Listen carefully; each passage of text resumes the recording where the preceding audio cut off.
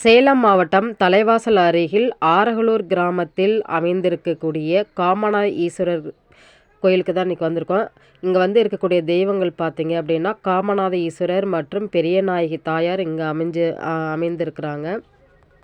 இந்த கோயிலோட தலைவிருச்சம் அப்படின்னு பார்த்தீங்கன்னா மகிழ மரம். இந்த மகிழ மரத்து அடியில் வந்து மன்மதன் வழிபட்டதுனால இந்த கோயிலுக்கு வந்து காமநாத ஈஸ்வரர் அப்படின்னு பெயர் பெற்றது அப்படின்னு சொல்லப்படுகிறது. ஆனால் இந்த மகிழ மரத்துக்கும் பக்கத்திலே வந்து பார்த்தீங்க அப்படின்னா வில்வ மரமும் மற்றும் வன்னி மரமும் கிட்டத்தட்ட 3 மரங்களும் ஒரே இடத்துல வந்து அமைச்சிருக்கிறாங்க. இந்த கோயிலோட மற்றொரு சிறப்பு என்ன அப்படின்னு பார்த்தீங்கன்னா அஷ்ட பைரவர்கள், அதாவது 8 பைரவர்களில் வந்து இந்த கோயிலை சுற்றி பிரகாரத்தை சுற்றி இருக்குது அப்படின்ட்டு சொல்லப்படுகிறது. அதே மாதிரி நம்ம கோயிலுக்கு உள்ளே போனோம் அப்படின்னா வலதுபுறத்தில் வந்து சூரியன் பகவானும், இடதுபுறத்தில் வந்து சந்திரன் பகவானும் மற்றும் சனி பகவானும், இந்த 3 கிரகங்கள் வந்து தனித்து பிரதிஷ்டை பண்ணியிருக்காங்க. அதாவது எப்பயுமே ஈஸ்வரன் கோயிலுக்கு உள்ளே போனோம் அப்படின்னா நவகிரகங்களுக்குன்னு தனியாக ஒரு இடமும் இருக்கும். நவகிரகங்களை தாண்டி வேறு எந்த பகவானும் இருக்க மாட்டாங்க. ஆனால் இந்த கோயிலில் வந்து பார்த்தீங்க அப்படின்னா நவகிரகங்களுக்கு 3 கிரகங்களுக்கு தனித்தனியாக சன்னதிகள் அமைச்சு கொடுத்துருக்குறாங்க. அதே மாதிரி 2 விநாயகர்கள், அதாவது வலம்புரி விநாயகரும் இடம்புரி விநாயகர்களும் இந்த கோயிலில் வந்து பிரதிஷ்டை பண்ணியிருக்காங்க. இப்போ நம்ம பார்த்துக்கிட்டு இருக்கிறது வந்து வலம்புரி விநாயகர், இடம்புரி விநாயகர், 2 விநாயகர்களும் வந்து இந்த கோயிலில் பிரதிஷ்டை பண்ணியிருக்காங்க. இப்போ இது உள்ளே போனோம் அப்படின்னா காமநாத ஈஸ்வரர் உள்ளே இருக்கிறாரு, லிங்க வடிவத்தில் இருக்காங்க. அதே மாதிரி அதுக்கு எதிர்த்தாப்புல நந்தி பகவான். இப்போ நம்ம பார்த்துக்கிட்டு இருக்கிறது சூரியன் பகவான் தனிச்சு வந்து இங்கே பிரதிஷ்டை பண்ணியிருக்காங்க. அவருக்கு பக்கத்திலே வந்து பார்த்திங்கன்னா குரு பைரவர். இப்போ இதுக்கு முன்னாடி வந்து கால பைரவர் வந்து நம்ம எல்லா கோயில்களையும் நாம் பார்த்துருப்போம். ஆனால் அஷ்ட பைரவர்களும் ஒரே இடத்துல இருக்கக்கூடியது இந்த காமநாத ஈஸ்வரர் கோயிலில் தான் வந்து பிரதிஷ்டை பண்ணியிருக்காங்க. இங்கே வந்து பார்த்திங்க அப்படின்னா விநாயகர், அதாவது கோஷ்டா விநாயகர், இது வரைக்கும் நான் கேள்வி கூட பட்டதில்லை. ஆனால் கோஷ்டா விநாயகர் அப்படின்னா அவரையும் வந்து இங்கே பிரதிஷ்டை பண்ணியிருக்காங்க. தட்சிணாமூர்த்தி இருக்கார், கன்னிமூல கணபதி இருக்கிறாரு. அதே மாதிரி 5 லிங்கம் கொண்ட இடங்களும் அமைச்சிருக்காங்க. இப்போ இந்த ஆத்தூர் சுற்றி இருக்கக்கூடிய சிவ ஆலயங்களில் இருக்கக்கூடிய ஒவ்வொரு லிங்கமும் இங்கே வந்து பிரதிஷ்டை பண்ணியிருக்காங்க.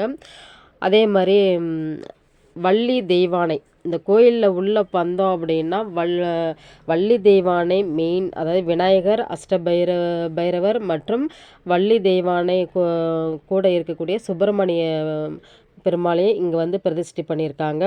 அதை தாண்டி நார்மலாக வந்து விஷ்ணு பகவான், அதே மாதிரி காசு விஸ்வநாதர் மற்றும் விஷாலாட்சி இவங்களெலாம் வந்து பிரதிஷ்டை பண்ணியிருக்காங்க.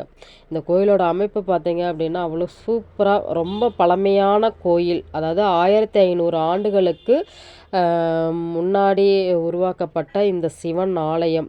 அதாவது மன்மதன் வந்து வழிபட்டதுனால இந்த கோயிலுக்கு வந்து காமநாத ஈஸ்வரர் அப்படின்னு, காமத்துக்கு அதிபதியான மன்மதன். இப்போ திருமணம் ஆகாதவங்க இந்த கோயிலில் வந்துட்டு நம்ம வழிபடலாம். அதே மாதிரி குழந்தை பாக்கி இல்லாதவங்க இந்த கோயிலில் வந்து வழிபடலாம். உங்களுக்கு வந்து தொழில் முன்னேற்றம் இல்லை அப்படின்னாலும் வந்து பார்க்கலாம். இப்போ இங்கே இருக்கிறது வந்து ஒரு பைரவர், அதாவது இந்த காமநாத ஈஸ்வரர் லிங்கம் அந்த பிரதிஷ்டை பண்ண அந்த மூலவரத்தை சுற்றியும் பார்த்தீங்க அப்படின்னா ஒவ்வொரு பைரவரையும் இங்கே வந்து பிரதிஷ்டை பண்ணியிருக்காங்க. அவருக்கு எதிரில் வந்து பார்த்தீங்க அப்படின்னா தெய்வானை மற்றும் வள்ளியோடு இருக்கக்கூடிய முருகப்பெருமான்னு பிரதிஷ்டை பண்ணியிருக்காங்க. ஒரு சூப்பரான ஒரு ஸ்தலம்தான். 1500 ஆண்டுகளுக்கு முன்னாடி பிரதிஷ்டை பண்ணின ஒரு ஸ்தலம்.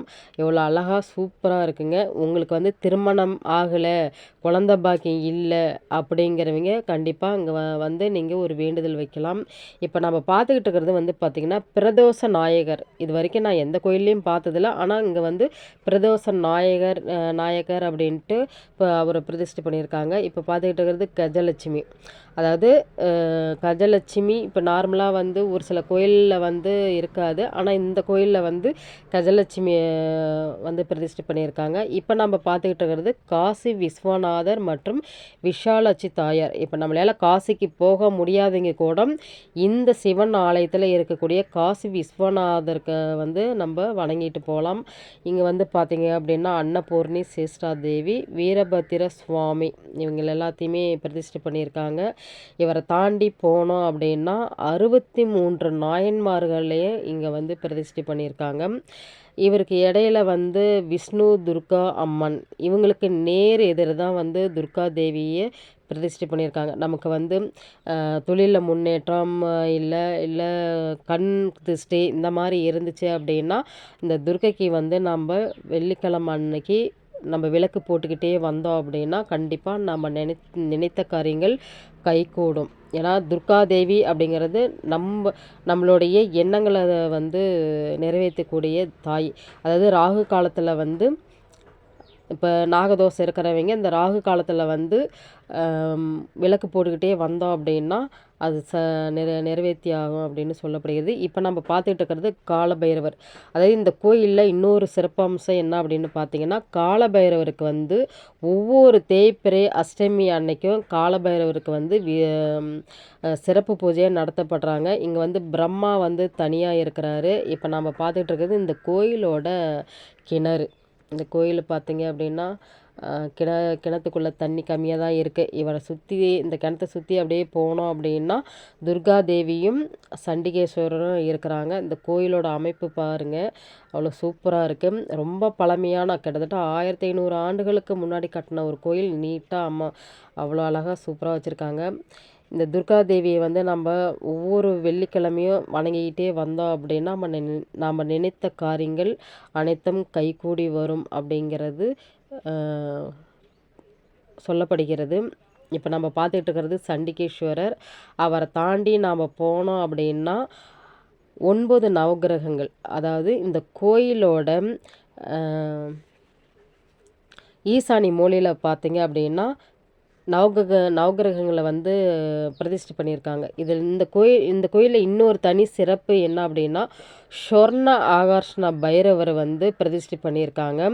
இப்போ நம்ம பார்க்க போகிறது வந்து பார்த்திங்கன்னா சொர்ண ஆகர்ஷண பைரவர். இவர் வந்து இப்போ இந்த பிரகாரத்தை நம்ம சுற்றி வரும்போது பார்த்திங்க அப்படின்னா ஒவ்வொரு பைரவரும் ஒவ்வொரு திசையில் அமைச்சு வச்சுருக்காங்க. அதே மாதிரி அவருக்கு பக்கத்தில் வந்து சந்திரன் பகவான் இருக்கார். இந்த நவகிரகங்களை சுற்றி அப்படியே இந்த பக்கம் வந்தோம் அப்படின்னா அதே இடதுபுற சைடில் சனி பகவானுக்கு அப்படின்னு தனியாகவே இங்கே பாருங்கள் தனியாக வந்து பிரதிஷ்டை பண்ணியிருக்காங்க. இந்த கோயிலை சுற்றி பார்த்தீங்க அப்படின்னா நவகிரகங்கள்லேயே 3 கிரகங்கள் வந்து தனித்து பிரதிஷ்டை பண்ணியிருக்காங்க. இப்போ நமக்கு வந்து ஒரு 7.5 சனி அஷ்டம சனி இருக்குது அப்படின்னா கண்டிப்பாக இந்த இடத்துக்கு வந்து நாம் வழிபட்டுட்டு வரலாம். ஒவ்வொரு மாதமும் அஷ்டமி நாள் அன்று இங்கே சிறப்பு பூஜைகள் நடக்கும். ஓகே ஃப்ரெண்ட்ஸ், இந்த வீடியோ உங்களுக்கு பயனுள்ளதாக இருந்தால் உங்களுக்கு தெரிஞ்சவங்களுக்கும் இந்த வீடியோவை ஷேர் பண்ணுங்கள். மீண்டும் அடுத்த வீடியோவில் சந்திப்போம். நன்றி, வணக்கம்.